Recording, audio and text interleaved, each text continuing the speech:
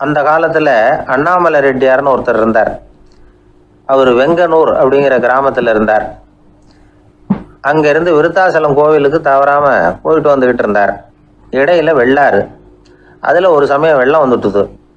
இவரால் போக முடியல. அதோட விளைவு வெங்கனூர்லேயே ஒரு கோவில் கட்டணும் அப்படின்னு முடிவு பண்ணார், சிவாலயம். அந்த சமயத்தில் வடநாட்டில் பஞ்சம். அதனால் அங்கிருந்த பல சிற்பிகள் தென்னாட்டை நோக்கி வர ஆரம்பித்தாங்க. அவங்க வெங்கனூர் வழியாக வர்றது தெரிஞ்சதும் இவர் போய் பார்த்தார். இங்கே ஒரு கோவில் கட்டணும், அதுக்கு நீங்கள் உதவணும்னார். பஞ்ச காலத்தில் இப்படி ஒரு வாய்ப்பு கிடைச்சதில் அவங்களுக்கும் ரொம்ப மகிழ்ச்சி.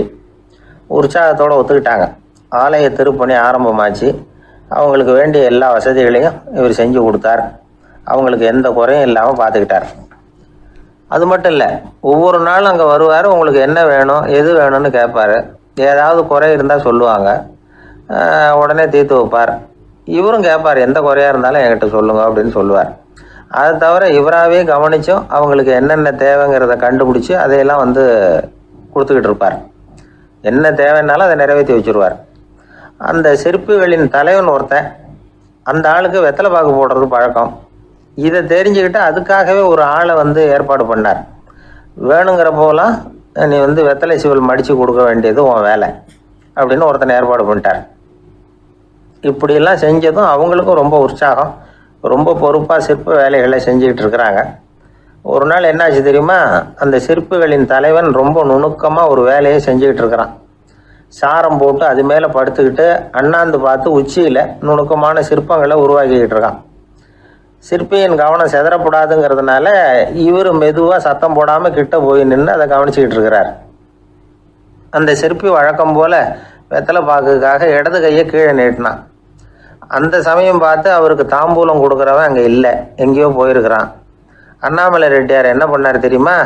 தனக்காக கொடுக்கப்பட்ட தாம்பூலத்தை வாங்கி சிற்பியின் கையில் கொடுக்குறார். அவன் வாங்கி போட்டுக்கிட்டான். இது என்ன இன்னைக்கு வெத்தலை சீவல் வேறு மாதிரி இருக்குது, வாசனை தாம்பூலமாக இருக்குது அப்படின்னு யோசனை பண்ணிவிட்டு கீழே திரும்பி பார்க்குறார். பார்த்தா ரெட்டியார் மறுபடியும் சிற்பி கை நீட்டும் பொழுது கொடுக்கறதுக்காக தாம்பூலத்தை மடித்து வாங்கி வச்சுக்கிட்டு தயாராக நிற்கிறார். சிற்பிக்கு அதிர்ச்சி. உடனே பொத்துன்னு கீழே குதிச்சான். ஐயா, என்ன இது நீங்களா அப்படின்னா. இவர் சொன்னார், நான் ஒன்றும் தப்பு பண்ணலையே, உன்னுடைய கை புண்ணியம் செஞ்ச கை, கோயில் கட்டுற கை, அந்த கைக்கு தாம்பூலம் கொடுக்கறதுல என்ன தப்பு அப்படின்னாராம். ஏற்கனவே பஞ்சத்தில் அடிபட்டு வந்த எங்களை நீங்கள் ஆதரித்ததே பெரிய விஷயம். இந்த செயல் என்னை ஒரு பெரிய கடனாளி ஆகிவிட்டுது. ஐயா, எங்களுக்கு உணவு உடை இதை மட்டும் நீங்கள் கொடுத்தா போதும், ஊதியம்னு எதுவும் வாங்க மாட்டோம் அப்படின்னு நானும். அந்த சிற்பி எவ்வளோ வற்புறுத்தியும் எதுவும் வாங்கிக்கலையாம். இந்த செய்தியை தமிழ் தாத்தா டாக்டர் ஊவேசா சொல்லியிருக்கிறார். அந்த காலத்தில் எப்படிப்பட்டவங்கள்லாம் வாழ்ந்துருக்கிறாங்க பாருங்கள். இந்த காலத்தில் ஒருத்தர் கோவில் கட்டினார், வேலை செய்கிற எல்லாருக்கும் சாப்பாடு போடுவார். சிற்ப வேலை செஞ்சுட்டு சாப்பிட வர்ற ஒவ்வொருத்தர் கையையும் அன்பாக பிடிச்சி முத்தம் கொடுத்து உள்ளே அனுப்புவார். அந்த கைகளுக்கு நீங்கள் கொடுக்குற மரியாதையாது அப்படின்னு கேட்டாங்க. அது இல்லைங்க, ஏற்கனவே முதல் பந்தியில் சாப்பிட வந்தவன் மறுபடியும் வர்றானான்னு கண்டுபிடிக்கிறதுக்காக கையை பிடிச்சி மோந்து பார்க்குறேன் அப்படின்னாராம் அவர்.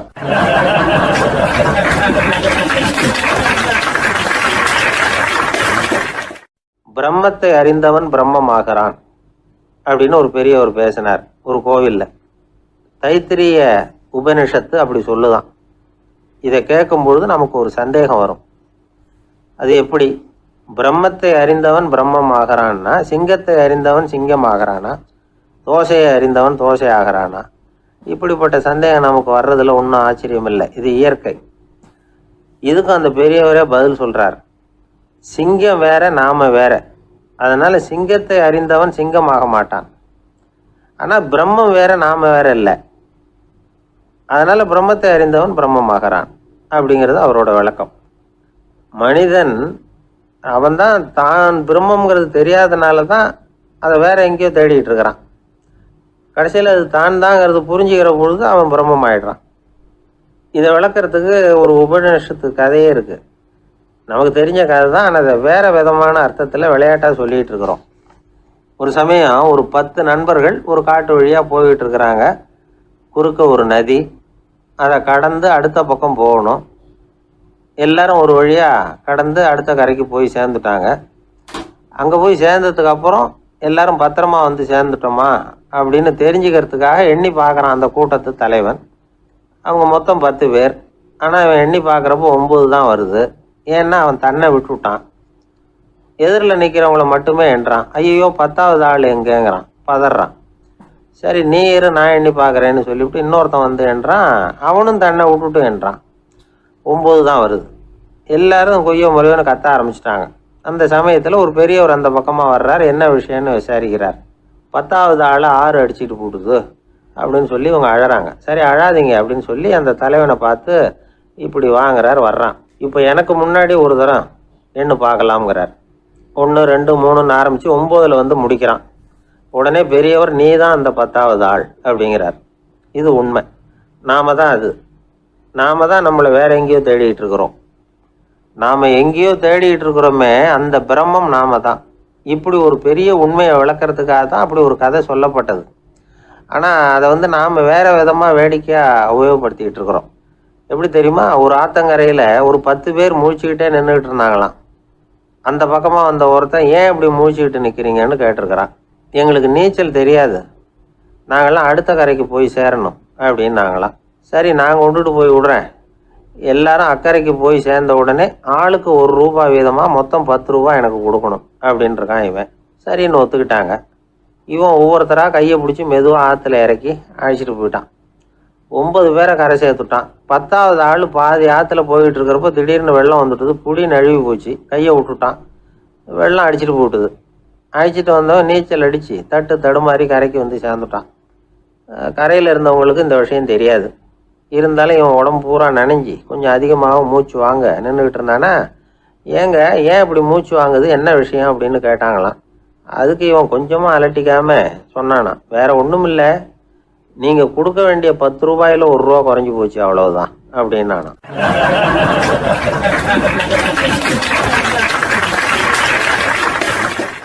ஒரு ஆள் ராமகிருஷ்ணரை தேடி வந்தான்.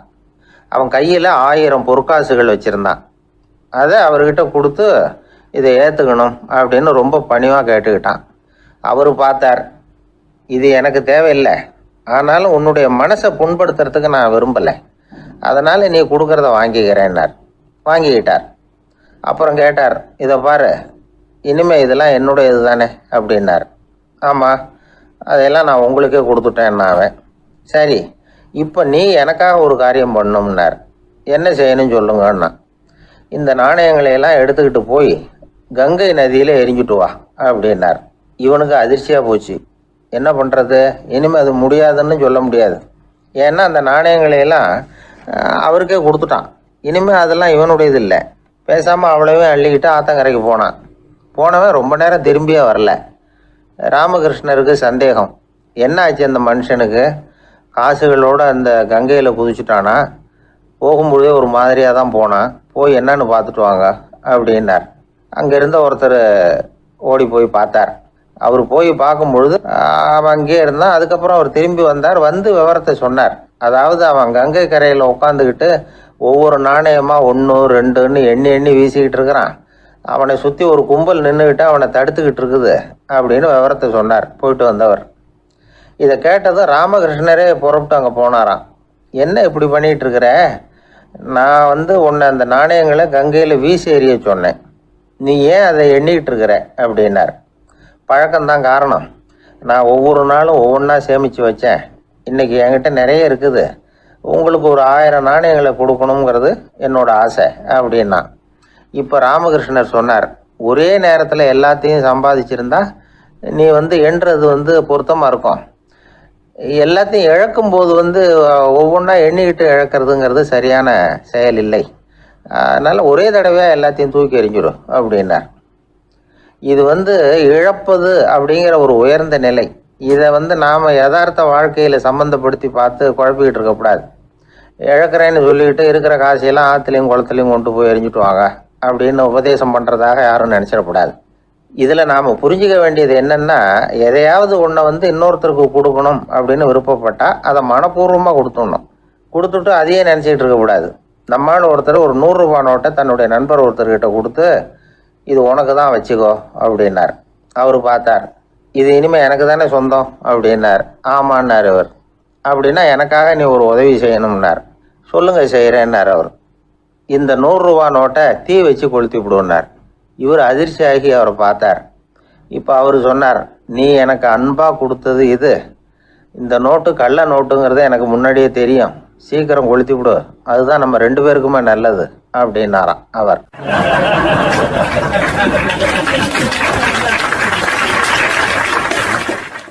ஏங்க எங்கே போயிட்டு வரீங்க அப்படின்னு கேட்டேன். எனக்கு வேண்டப்பட்ட ஒருத்தரை பார்த்து. ஆஸ்பத்திரிக்குன்னார். எந்த ஆஸ்பத்திரிக்குன்னே? மாட்டு ஆஸ்பத்திரிக்குன்னார். என்ன விஷயம்னே? மாமனாருக்கு உடம்பு சரியில்லை, அதுதான் மாட்டு ஆஸ்பத்திரிக்கு போயிட்டு வரேன்னார். அட பாவி, அதுக்கு அந்த ஆஸ்பத்திரிக்கா போவாங்க அப்படின்னு ஆச்சரியமா. அட அது இல்லைப்பா, முதல்ல எங்கள் குடும்ப டாக்டர் தான் தேடிக்கிட்டு போனேன். அவர் அந்த நேரத்தில் அவர் வளர்க்குற நாய்க்குட்டிக்கு உடம்பு சரியில்லைன்னு சொல்லி அதை தூக்கிக்கிட்டு மாட்டு ஆஸ்பத்திரிக்கு போயிட்டாராம் சொன்னாங்க. அதனால் அங்கே போய் அவரை சந்தித்து விஷயத்தை சொல்லிவிட்டு வர்றேன்னார். அப்புறம் தான் எனக்கு கொஞ்சம் நிம்மதியாக இருந்தது. பொதுவாக நமக்கு தெரிஞ்ச வரையில் டாக்டர்கள் 2 வகை. நமக்கு வைத்தியம் பண்ணுற டாக்டர்கள் ஒரு வகை, நம்மக்கிட்ட இருக்கிற ஆடு மாடு கோழிக்கு வைத்தியம் பண்ணுற டாக்டர்கள் ஒரு வகை. இப்போ தான் எனக்கு தெரியும் இன்னொரு வகையான டாக்டர்களும் உண்டுங்கிறது. அது யாருன்னா பூச்சிகளுக்கு வைத்தியம் பண்ணுற டாக்டர்கள், அதாவது பூச்சி டாக்டர்கள். வெளிநாடுகளில் அப்படிலாம் கூட சில பேர் இருக்கிறாங்க. பிரிட்டனில் யார்க்ஷயர் வட்டாரத்தில் ராதர்ஹாம் அப்படின்னு ஒரு ஊர். அங்கே ஒரு விலங்கியல் மருத்துவர், பேர் டாக்டர் லான்ஸ் ஜெப்சன். அவர் ஆஸ்பத்திரி வாசலில் பார்த்தீங்கன்னா தினமும் நிறைய பேர் நின்றுக்கிட்டு இருப்பாங்க. கையில் கண்ணாடி குடுவை, தகர டப்பா இப்படி ஏதாவது இருக்கும். அதுக்குள்ளே ஏதாவது பூச்சிகள் இருக்கும். அதுக்கு வைத்தியம் பண்ணுறதுக்காக வந்தவங்க தான் அவங்க எல்லாம். சிலந்தி பூச்சி, பல்லி, தேளு, பாம்பு இப்படி ஏதாவது இருக்கும். பொழுதுபோக்காக சில பேர் நாய், பூனை, கிளி, மைனா, புறா இப்படி ஏதாவது வளர்க்குறாங்கல்ல, அது மாதிரி இப்போல்லாம் தேளு, பல்லி, பாம்பு, பூச்சி இதையெல்லாம் வளர்க்க ஆரம்பிச்சிட்டாங்களாம். இது ஒரு புது ஃபேஷன். இப்போ கூண்டுக்குள்ளே டப்பாக்குள்ளே போட்டு வளர்க்குறது, அதுக்கு ஏதாவது நோய் வந்துட்டுதுன்னா வைத்தியம் பண்ணுறதுக்கு டாக்டர்கிட்ட வந்துட வேண்டியது, இப்படி இந்த பழக்கம்லாம் நிறையா வந்துட்டுது. ரத்தம் உறிஞ்சிற அட்டைகள் கூட இவங்ககிட்ட வைத்தியத்துக்கு வருதான். சிலந்திகளில் செங்கால் சிலந்தின்னு ஒரு வகை. மத்திய அமெரிக்க காடுகளில் இது அதிகம். சிலந்திகள்லேயே ரொம்ப விலை உசந்தது இந்த ரகம்தான். கால்களில் சிவப்பு கோடுகள் இருக்கும்.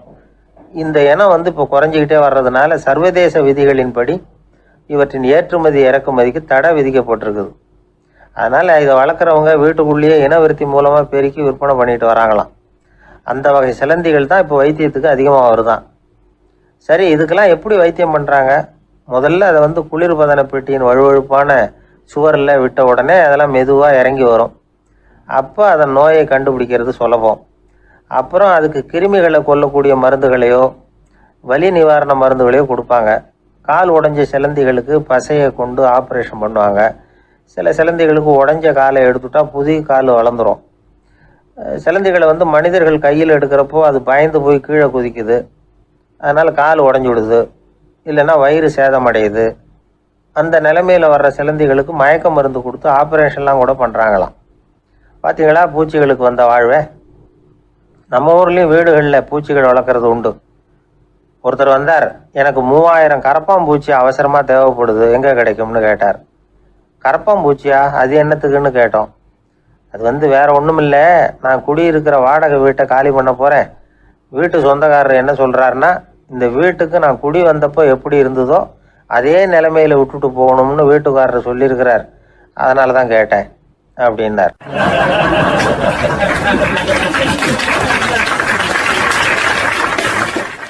ஒரு தந்தை தன்னோட பிள்ளைய ரொம்ப தைரியசாலியாக வளர்க்கணும்னு ஆசைப்பட்டார். அதுக்காக அவனை கூப்பிட்டு உட்கார வச்சு இப்படி உபதேசம் பண்ணார். இதை பாருப்பா, நான் உன்னாட்டம் இருக்கிறப்போலாம் எதுக்கும் பயப்பட மாட்டேன், ரொம்ப துணிச்சலாக இருப்பேன். ஒரு நாள் ஒரு அப்பாவி எலிய ஒரு பூனை துரத்திட்டு ஓடிச்சு. நான் உடனே என்ன செஞ்சேன் தெரியுமா? அந்த பூனையை பிடிச்சேன், அது வாலில் ஒரு பட்டாசு சரத்தை கட்டினேன், கொளுத்தி விட்டேன், படபடன்னு வெடிக்க ஆரம்பிச்சுட்டுது. அது துள்ளிக்கிட்டு அங்கேயும் இங்கேயும் ஓடி இருக்கு பாரு ஓட்டம், ரொம்ப தமாஷு அப்படின்னார் அப்பா. இப்படி சொல்லிவிட்டு பையனை பார்த்து, இதை கேட்கறதுக்கு உனக்கும் துணிச்சல் வருதா? நான் என்னுடைய செயலை நீ கேட்குறப்போ உனக்கு துணிச்சல் வருதா அப்படின்னு கேட்டார். வருதுன்னா பையன். எப்படின்னா அப்படிங்கிற விவரத்தையும் சொன்னான் அவன். அதாவது எலியை விரட்டினத்துக்காக பூனை வாலில் பட்டாசு கொளுத்துனீங்க நீங்கள், பூனையை விரட்டினத்துக்காக உங்கள் கழுத்தில் பட்டாசு சரத்தை மாட்டினா என்னன்னு தோணுது எனக்கு அப்படின்னு நான் பையனோட துணிச்சல் அப்பாவே நடுங்க வச்சுட்டுது. அது சரி, ஒரு அப்பா பிள்ளைக்கு இப்படியா உபதேசம் பண்ணுறது? எல்லாருக்கிட்டையும் அன்பா பழகிறது எப்படி அப்படின்னு சொல்லி கொடுக்கணும். பிஞ்சு உள்ளங்களில் நஞ்ச தூவலாமா? ஒரு நாள் விநாயகர் ஒரு பூனையோடு விளையாடிக்கிட்டு இருந்தாராம். அப்படி ஆசையாக விளையாடிக்கிட்டு இருந்தப்ப அவரோட கை நகம் தவறுதெல்லாம் பூனையோட முகத்தில் பட்டுட்டு தான். அது ஒரு சின்ன கீறலை உண்டாகி விட்டுது. அப்பா அவர் அதை ஒரு பெருசாக நினைக்கல. கொஞ்ச நேரத்துக்கு அப்புறம் விநாயகர் வீட்டுக்கு வந்தார். அவங்க அம்மா பார்வதி தேவியை பார்த்தார். பார்வதி தேவி கன்னத்தில் விரலால் கீறினது மாதிரி ஒரு அடையாளம் இருந்தது. விநாயகருக்கு அதிர்ச்சி, ஆச்சரியம். நம்ம அம்மா இந்த உலகத்துக்கே தாயார். அப்பேற்பட்ட அவங்க முகத்திலேயே கீறலை உண்டாக்கக்கூடியவங்க யாராக இருக்க முடியும் அப்படின்னு யோசனை பண்ணார். தாயே, உன்னுடைய கன்னத்தில் இந்த வடு எப்படிம்மா ஏற்பட்டதுன்னு கேட்டார். குழந்தாய், இது நீ செஞ்ச காரியம்தான்ப்பா. உன்னுடைய கை நகம் கீறினதுனால ஏற்பட்ட வடு தான் இது அப்படின்னாங்க அவங்க. விநாயகர் திடுக்கிட்டு போட்டார். எப்படிம்மா அது? நான் எந்த காலத்துலேயும் ஒன்று அப்படி கீறினதாக எனக்கு நினைவு இல்லையே அப்படின்னார். இன்னைக்கு காலையில் ஒரு பூனையை கீறினதை நீ மறந்துட்டியா அப்படின்னாங்க அந்த அம்மா. விநாயகர் திகைச்சு போய் நின்னார். பார்வதி தேவி சொன்னாங்க, இதை பாருப்பா, இந்த உலகத்தில் இருக்கக்கூடிய எல்லா உயிர்கள்லேயும் நான் இருக்கிறேன். நான் தான் இந்த உலகமாக ஆகியிருக்கிறேன். ஆகையினால நீ யாரை துன்புறுத்தினாலும் அது உண்மையிலேயே என்ன துன்புறுத்தினதாக தான் வந்து முடியும் அப்படின்னாங்க. விநாயகர் மனசுக்குள்ளே ஒரு வெளிச்சம் ஏற்பட்டு தான். அதுக்கப்புறம் அவர் யாரையுமே கல்யாணம் பண்ணிக்காததுக்கு அதுதான் காரணமாக. இந்த உலகத்தில் எல்லாரையும், இங்கே இருக்கிற எல்லாத்தையும் தாயின் வடிவமாக அவர் பார்க்க ஆரம்பிச்சிட்டாராம். குருதேவர் ராமகிருஷ்ணர் இந்த கதையை எடுத்து சொல்லியிருக்கிறார். நபிகள் நாயகம் ஒரு தடவை ஒரு நாற்காலியில் உட்காந்து என்னமோ யோசனை பண்ணிட்டு இருந்திருக்கிறார். அப்போ அவரோட உடையில் ஒரு கீழ்ப்பகுதி தரையில் படிஞ்சு கிடந்திருக்குது. அங்கே விளையாடிக்கிட்டு இருந்த ஒரு பூனை அது மேலே வந்து படுத்து தூங்கி போயிடுச்சு. தொழுகை செய்ய வேண்டிய நேரம் வந்துட்டது. நபிகள் நாயகம் எழுந்திருக்க பார்த்தார். அப்போ தான் பூனை தன்னோட உடை மேலே படுத்து தூங்கிட்டு இருக்கிறது கண்ணில் படுது. பூனையோட தூக்கத்தை கலைக்க விரும்பல அவர். தன்னுடைய சகோதரியை கூப்பிட்டார். ஒரு கத்திரிக்கோள் எடுத்துகிட்டு வர சொன்னார்.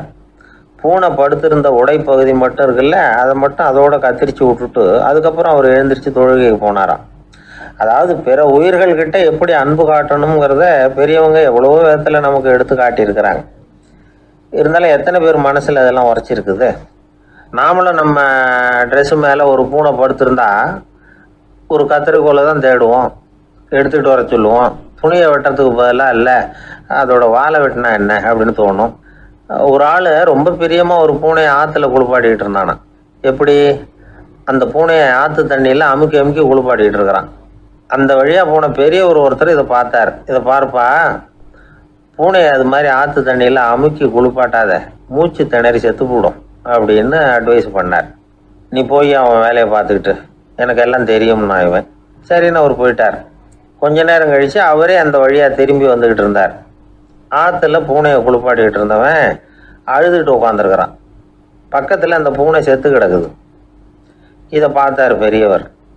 நான் தான் அப்போவே சொன்னேனே அந்த பூனையை ஆற்றுல நினைக்காதேன்னு, அதை கேட்டிருந்தா இப்படி ஆயிருக்குமா அப்படின்னார். அந்த ஆள் கோபமாக இவரை முறைச்சி பார்த்தான். அட போய்யா, இந்த பூனை ஆற்றுல குளித்ததுனால ஒன்றும் செத்து போகல, குளித்ததுக்கு அப்புறம் அதோட உடம்பு ஈரமாக இருக்குதுன்னு அதை புழிஞ்சேன், அதனால தான் இப்படி ஆயிட்டுது அப்படின்னு நானா.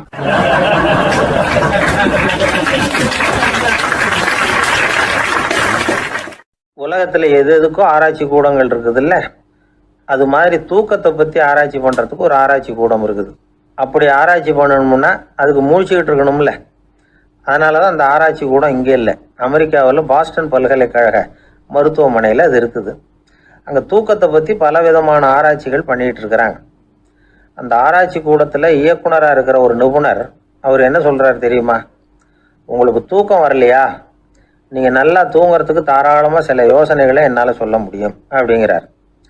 யோசனை தானே, காசா பணமாக கேட்டு வச்சுக்கலாமே.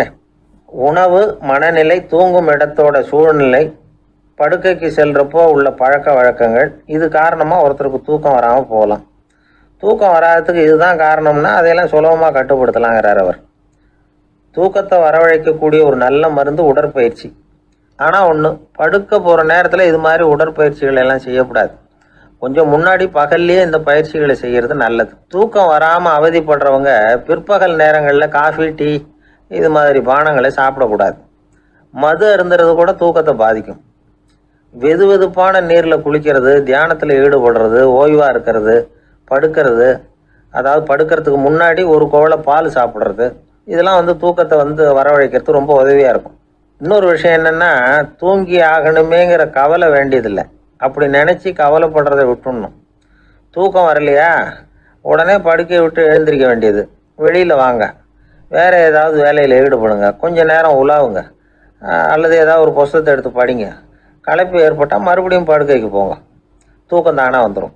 ஒரு விஷயத்தை மட்டும் நல்லா ஞாபகத்தில் வச்சுக்கணும். படுக்கைக்கு போகிறப்போ உங்கள் மற்ற எல்லா பிரச்சனைகளையும் மறந்துடணும்.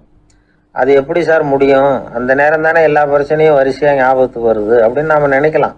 ஆனால் பழக்கத்தில் அதை நாம் மாற்றிக்க முடியும். கொஞ்சம் முயற்சி பண்ணணும், அவ்வளோதான். இது எல்லாமே ஆராய்ச்சி பண்ணி பார்த்துட்டு அந்த நிபுணர் சொல்கிற கருத்து தான். இன்னொரு விஷயமும் அவர் சொல்கிறார். அது என்னென்னா, உடல் கோளாறு காரணமாக தூக்கம் வராமல் அவதிப்படுறவங்களுக்கெல்லாம் இந்த யோசனைகள் சரியாக வராது அப்படிங்கிறார். அதுக்கெல்லாம் மருத்துவ சிகிச்சை கொடுத்து தான் சரி பண்ணணும். சில பேருக்கு நடு ராத்திரியில் மூச்சு திணறல் ஏற்பட்டு தூக்கம் வராமல் போயிடும். ஊரெல்லாம் தூங்குறப்ப தான் மட்டும் தூங்காமல் மூழ்கிட்டு இருக்கிறது, ஊரெல்லாம் மூழ்கிட்டு இருக்கிறப்போ தான் மட்டும் தூங்குறது, இது மாதிரி கோளாறுகளால் சில பேர் பாதிக்கப்படலாம். காலு தசை முறுக்கிக்கிறதுனால சில பேருக்கு அடிக்கடி விழிப்பு வரலாம். மன அழற்சி காரணமாக சில பேருக்கு தூக்கம் வராது. இது மாதிரி கோளாறுகளுக்கெல்லாம் அதுக்கு தகுந்த மாதிரி சிகிச்சை கொடுத்து தான் சரி பண்ண வேண்டியிருக்கும். எந்த கோளாறும் இல்லாமல் தூக்கம் வரலைன்னா ஆரம்பத்தில் சொன்ன முறைகளை கடைபிடிச்சு பார்க்கலாம். தூக்கம் வந்ததுன்னா யோசனை சொன்ன அந்த நிபுணருக்கு நன்றி சொல்லலாம். ஒருத்தர், ஏன் சார் பஸ்ஸில் தூங்குறது கெட்ட பழக்கமானு கேட்டார். இல்லையே, நான் கூட பஸ்ஸில் போகிறப்ப தூங்கிட்டு தானே போவேன் அப்படின்னார் இன்னொருத்தர். அப்புறம் ஏன் என்ன டிரைவர் வேலை வேணாம்னு வீட்டுக்கு அனுப்பி வச்சுட்டாங்க அப்படின்னாராம் அவர்.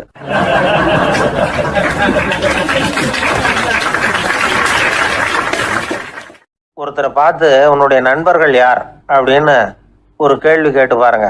கொஞ்சம் யோசிச்சு பதில் சொல்லுவாங்க.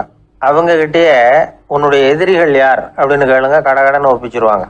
நம்ம மனசு இருக்க, அது எப்படின்னா, நம்ம நண்பர்களை விட எதிரிகளை அது நல்லா ஞாபகத்தில் வச்சுக்கும். இது ஒரு ஆச்சரியமான உண்மை. உங்களால் நண்பர்களை மறந்துட முடியும், ஆனால் எதிரிகளை மறந்துட முடியாது. இது ஒரு வேடிக்கையான நிலைமை தான். அழகான தருணங்களை நாம் ஏன் மறந்துடுறோம்? இது இயற்கை. ஏன்னா நம்ம மனசு மலர்களை கவனிக்கிறது இல்லை, அதில் இருக்கிற முள்ளை தான் கவனிக்குது. தன்னை காயப்படுத்துகிற எதையும் அது உடனே கண்டுகொள்ளுது. ஒரு தெளிந்த சிந்தனையுடைய மனசு மிக அழகாக உள்ள எல்லாத்தையும் கவனிக்கும். அது நன்றியுடன் உணரக்கூடிய எல்லாத்தையும் பார்த்து குறிச்சிக்கும். இப்படிப்பட்டவங்க வாழ்க்கை இயல்பாகவே நல்லா அமையும். அது ரொம்ப அபூர்வம். மனசில் உள்ள ஒரு சிறிய அமைப்பை மாற்றுவதை பொறுத்து தான் இந்த விஷயம் அப்படிங்கிறார் ஓஷோ. ஒரு யூத கோவில் இருந்து தான், அது யூதர்களின் மடமாகவும் இருந்தது. அங்கே ஒரு தலைமை குரு, அவர் ரொம்ப கண்டிப்பானவர். அந்த கோவிலை ஒட்டி ஒரு தோட்டம். ஒரு நாள் காலையில் அந்த தோட்டத்தில் 2 இளம் யூதர்கள் நடந்து போய்கிட்டு இருக்கிறாங்க. காலையில் 1 மணி நேரம், மாலையில் 1 மணி நேரம் அவங்க அந்த தோட்டத்தில் நடக்கிறதுக்கு அனுமதி உண்டு. மற்ற நேரங்களில் அவங்க மத புத்தகங்களை படிக்கணும், பிற விதிமுறைகளை கடைபிடிக்கணும். அந்த 2 பேருமே தொடர்ந்து புகைப்பிடிக்கிற பழக்கம் உள்ளவங்க. ஆனால் கோவில் மடத்தில் இருக்கிறப்போ அவங்க புகைப்பிடிக்க முடியாது, அது கடுமையான குற்றம். சரி, நாம் தோட்டத்தில் இருக்கிறப்போவாவது புகைப்பிடிக்கலாமா அப்படின்னு ஒரு ஆசை அவங்க 2 பேருக்குமே. இருந்தாலும் பயம். இப்படி கேட்டால் மதகுரு என்ன சொல்லுவாரோ அல்லது என்ன செய்வாரோங்கிற பயம். இப்படியே கொஞ்ச நாள் ஆச்சு. ஒரு நாள் அந்த 2 பேரில் ஒருத்தன் ரொம்ப கலங்கி போய் அந்த கோவிலில் இருந்து வெளியில் வந்துக்கிட்டு இருந்தான். வந்தவன் நேராக தோட்டத்து பக்கம் போனான். அங்கே இன்னொருத்தன் ஆனந்தமாக புகை பிடிச்சிக்கிட்டு இருக்கிறான். அதை பார்த்து தான் இவனுக்கு அதிர்ச்சி. அட கடவுளே, என்ன இது, நீ கேட்காமலே ஆரம்பிச்சிட்டியா அப்படின்னா. இல்லை, நான் கேட்டுவிட்டு தான் ஆரம்பிச்சிருக்கேன்னா அவன். அப்படியா, என்ன மனுஷன் இவர், நானும் தான் கேட்டேன், என்னை கண்ணாமுன்னான்னு திட்டி விட்டார். இது என்ன கோவிலா இல்லை நரகமா? உனக்கு புகை பிடிக்கணும்னு ஆசையாக இருந்தால் நரகத்துக்கு போகணும்னு சொல்லிவிட்டார். அது சரி, உன்னை மட்டும் எப்படி அனுமதிச்சார் அப்படின்னு கேட்டான் இவன். அவன் சிரிச்சுக்கிட்டே, நீ எப்படி கேட்ட சொல்லு அப்படின்னா. நாம் இந்த தோட்டத்துக்கு வர அனுமதிக்கப்பட்டிருக்கிறதே ஜபத்துக்காகத்தானே, அதனால் நான் ஜபம் சொல்லும் பொழுது புகை பிடிக்கலாமா அப்படின்னு கேட்டேன். அதுக்கு தான் அவர் சத்தம் போட்டு என்னை அடிக்கவே வந்துட்டார் அப்படின்னா இவன். நீ ஒரு மாதிரியாக கேட்டிருக்க, நான் வேற மாதிரியாக கேட்டிருக்கிறேன். ஜெபம் சொல்லும்போது புகை பிடிக்கலாமான்னு நீ கேட்டிருக்க. ஐயா, புகை பிடிக்கும் பொழுது ஜெபிக்கலாமா அப்படின்னு நான் கேட்டேன். அதில் தப்பு ஒன்றும் இல்லை அப்படின்னு பதில் சொல்லிட்டார் அப்படின்னா. ஒரு சிறிய மாற்றம்தான் அது மிகப்பெரிய மாறுதலை ஏற்படுத்தி விட்டது. மனசு நல்ல விதமாக